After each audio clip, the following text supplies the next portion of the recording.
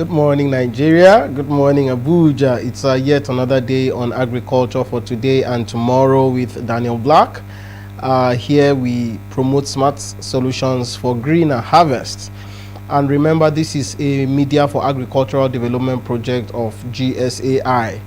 So over the days, we've been talking about smart agriculture, talking about smart farming, and we've been using a whole lot of terms. And it's important that we begin to break down these terms and so that we are all on the same page. I believe that we have people that are interested in coming into agriculture, people that are already in agriculture, and maybe people that are probably considering leaving agriculture. And it is important that we are all on the same page when we talk about agriculture, because the whole essence of this program is to inspire, educate, and empower more people to participate, to become key stakeholders in the agricultural sector, so that we can jointly fight this menace of food insecurity.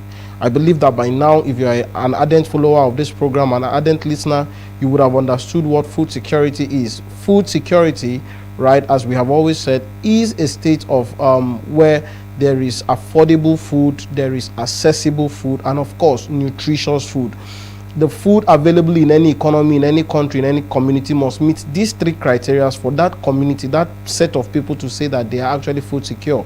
So when it does not meet any of these criteria, even if it loses out on only one, that community is food insecure. It's a very close-knit tripartite triangle that all three, we cannot do 2/3, we cannot do 1/3. It has to be 3/3. Accessibility, affordability, and nutritious nature of the food has to be met. So the question now is, how can we ensure that we meet this food as this food security in Nigeria? And that is why we are here on agriculture for today and tomorrow.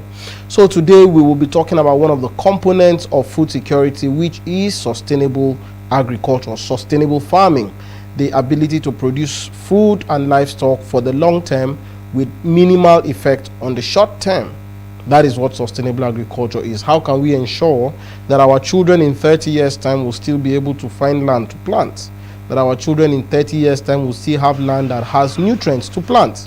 So that is what we refer to as sustainable agriculture. So today on the show, we will be addressing some practices that farmers need to adopt to ensure that they are adhering to sustainable agriculture.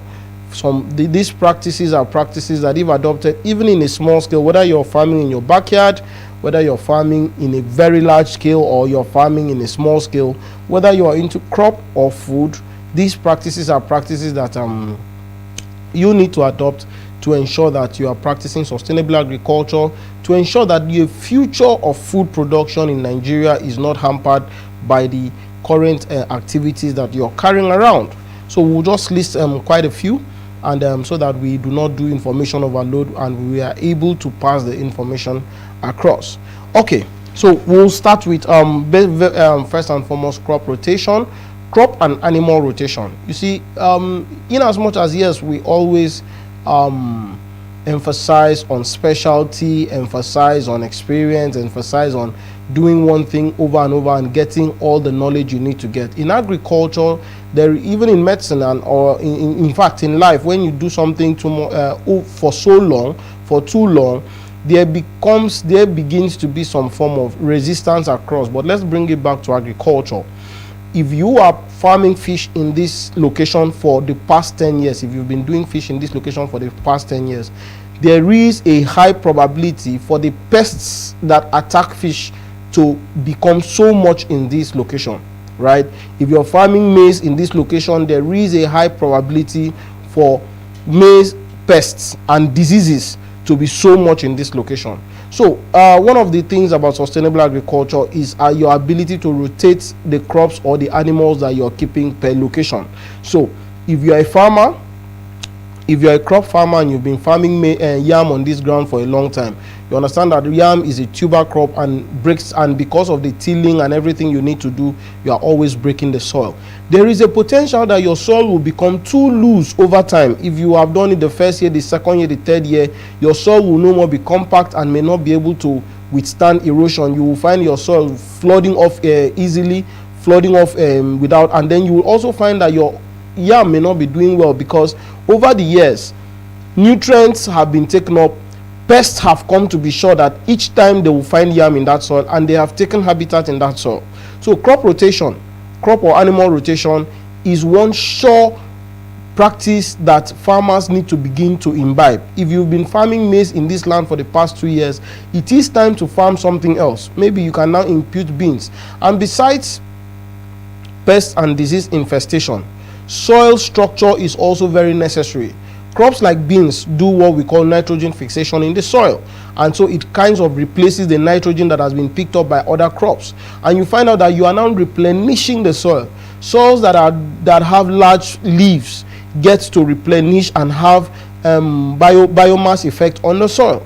So if you keep on planting one kind of crop over and over again, you will begin to lose potency of that soil to hold that crop. But when you introduce a new crop, the pests in that soil may not be able to attack this new crop. The nutrients in that soil may not be deficient for this new crop, but deficient for the old crop.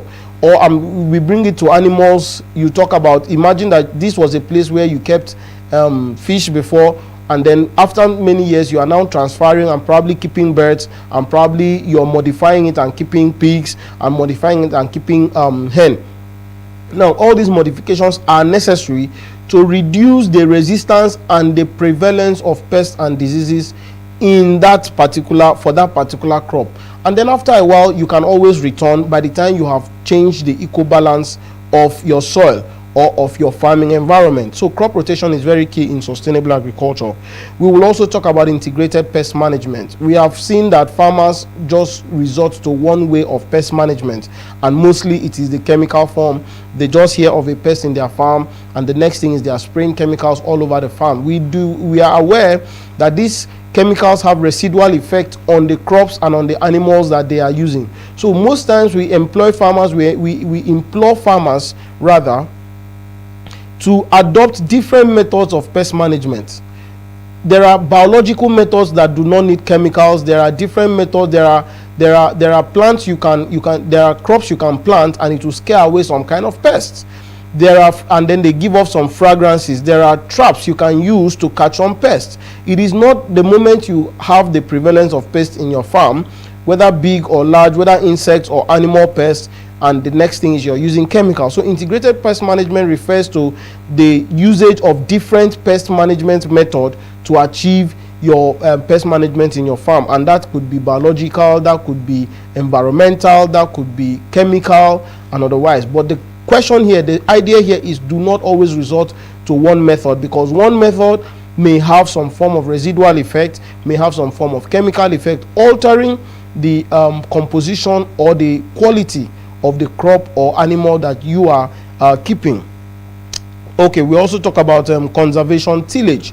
Conservation tillage actually refers more to crop farmers. You see, topsoil disturbance is actually a problem, because in agriculture we actually need the topsoil to be a bit sturdy. We need the topsoil to be strong, to be able to hold roots. If we keep on disturbing, tilling and retilling our topsoil, there comes a time where it loses its strength. So conservation tillage is reducing the quantity of tilling. Most farmers, they want to farm on 1 hectare, they put in a tractor and they till the whole soil. But conservation tillage as a method of sustainable agriculture tells us, no, you till only the spot you want to plant, so that the surrounding soil is still strong enough to hold and give structure, to give firmness to your plant. And besides that, how strong enough your soil structure is determines how it is able to withhold water and withhold nutrients. If your soil structure is not strong enough, it will definitely wash away at the slide. Even wind can wash away nutrients. Even wind can wash away the topsoil, and then you now find that you come to your farm and the roots are always exposed, or your crops are doing very badly because there is insufficiency of nutrients for it to handle. So conservation tillage is your ability to ensure that you till only the spots needed for farming, while the surrounding areas are left undisturbed. All right, so we'll still move further. We'll talk about agroforestry. Agroforestry is a very, very important aspect of sustainable farming, because like for example, in climate change, we always talk about carbon sequestration. But by the time we keep on felling trees because we want to plant vegetables, we want to plant other types of crops, we fell these trees and we do not take cognizance to the environmental benefits or uses of those trees. It is important that even within our farms, we leave trees in our surroundings. They may be in very long spaces, in very big spaces, special arrangements, but it is important that trees remain in our farm. So we have to combine farming shrubs, farming vegetables with trees. That is what we call agroforestry. Intentional preservation of the forest setting in our farms is very key, because this helps in purification of the air.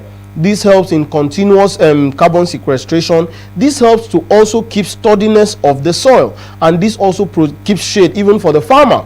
So it's in sustainable agriculture. It is good that when we are clearing our farms, when we are clearing our lands for farming purposes, we do not fell all the trees. We actually, in fact, we need to plant trees within the border parts of our crop, of our farm. In fact, even in the middle, there needs to be a tree. These trees have biological, have environmental effects, and then yes, of course, and then the next item we'll be talking about, the trees also promote biodiversity, because you have some trees that will attract bees, some trees that will attract birds, and birds serve as a biological means of pest control. Some birds eat some kind of pest, and then they take it off your farm without you even applying insects, right? So beyond agroforestry, we are talking about biodiversity conservation. Biodiversity is when you do not intend, because you're planting maize here, you want to make sure that every other crop, every other animal in this place is extinguished. No, you have to conserve biodiversity, because everything has a function in that place. For example, you go to a place where all the bushes have been cleared, pollination will be hard in your farm. It will be hard for you to have pollination, because you need the bees. So of course you need to leave a space where there are flowers that will attract the bees, flowers that the bees will come and eat on, and then in the process of eating on that, they will definitely do a natural pollination in your farm. Else you will have to go through each of your crops and be doing manual pollination, and if you are a commercial farmer, you'll find out that that will be a very, very Herculean task. All right, so then of course organic farming. Organic farming is also a sustainable way of farming, where we use only organic materials, organic inputs to farm. In terms of the seeds, in terms of the fertilizer, when it is organic, we don't call it fertilizer anymore, we call it compost manure. In terms of the even the pest management method, we use organic means such as rabbit urine. We use organic methods, such as different organic methods that can be employed to manage pests. So in organic farming, we discard every synthetic and chemical input that is used for farming. And it's another way of sustainable farming, because of course you now find out that these are organic, these are natural elements that can always be utilized for farming purposes, and as they are naturally occurring, of course they are very, very abundant in the environment. And then we now talk about aquaponics. Aquaponics is also a tech-driven or an innovative way of farming, where we do not use the soil anymore. So we now use nutrient-rich water solutions to plant. Now this is very sustainable in the sense that you can actually plant on a vertical row. You can actually plant millions of plants of crops without utilizing the soil. And in this one, in this method, you are able to actually calculate the quantity of nutrients needed by each crop, and then you are applying it when needed. So aquaponics is another way of sustainable agriculture, and we are able to produce food in sufficient quantity, both for tomorrow and of course for today. We definitely is who is alive today that can feed the people tomorrow. And then finally, we want to talk about so basically those are the key practices that can be adopted by farmers, both small scale and large scale farmers, to ensure that sustainable agricultural practices are adhered to. And remember, we said sustainable agriculture is ability to produce food and livestock for the long term with minimal negative effects on the short term. That is to say, in simple terms, how do we ensure that there is food for our children without spoiling the food for today? And if you reverse that, how do we ensure that we have sufficient food to eat today without reducing the ability of our children to also eat? And that is what we've been talking about today on Agriculture for Today and Tomorrow with Daniel Black. It is a beautiful time, and I'm always happy to share these insights on sustainable agricultural practices on this show. And that will be a wrap for today on sustainable agriculture for today and tomorrow. You can go on our social media handles on Facebook, Instagram, and YouTube at GSA Initiative. GSA Initiative. GSA standing for Growth for Sustainable Agriculture Initiative. You can follow there, drop your comments, and drop your questions and any other information you would like to drop. Or is there any topic you would like us to talk about? Is there any major concern that you'd like to talk about, of course, around agriculture? Please drop it on our social media or on our DMs, and we'll be available to respond to that. Thank you so much for being on the show. Hope to see you tomorrow. Remember, agriculture for today and tomorrow. We promote smart solutions for greener harvests. Thank you. Sky, could you